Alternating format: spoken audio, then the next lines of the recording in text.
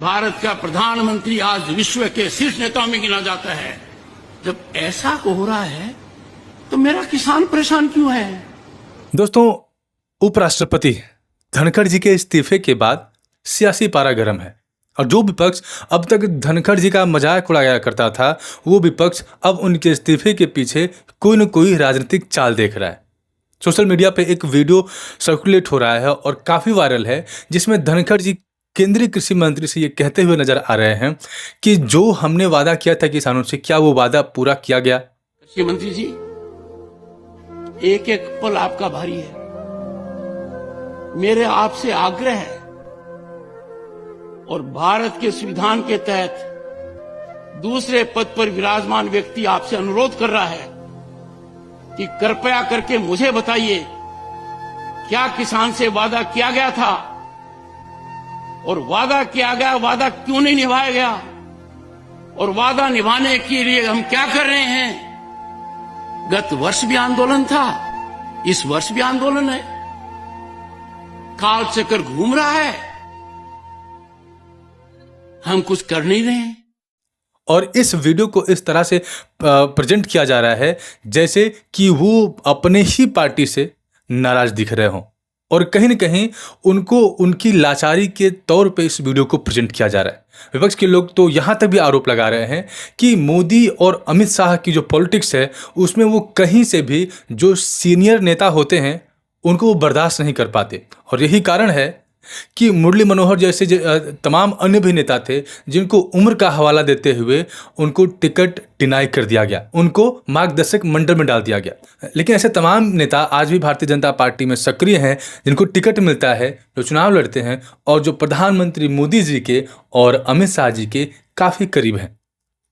विपक्ष इसको इस तरह से देख रहा है कि कहीं न कहीं ये दोनों लोगों की जो जुगलबंदी है वो सीनियर नेताओं के इंटरफेरेंस को बर्दाश्त नहीं कर पाती और यही कारण है कि कहीं न कहीं उनके और धनखड़ जी के बीच में एक कॉन्फ्लिक्ट राइज हो रहा था और यही कारण है कि कई मौक़ों पे धनखड़ जी ने खुलकर अपने मन की बात रखी। भारत का प्रधानमंत्री आज विश्व के शीर्ष नेताओं में गिना जाता है। जब ऐसा हो रहा है तो मेरा किसान परेशान क्यों है, क्यों पीड़ित है? Why the farmer is stressed? ये बहुत गहराई का मुद्दा है। इसको हल्के में लेने का मतलब है we are not practical. Our policy making is not in right track.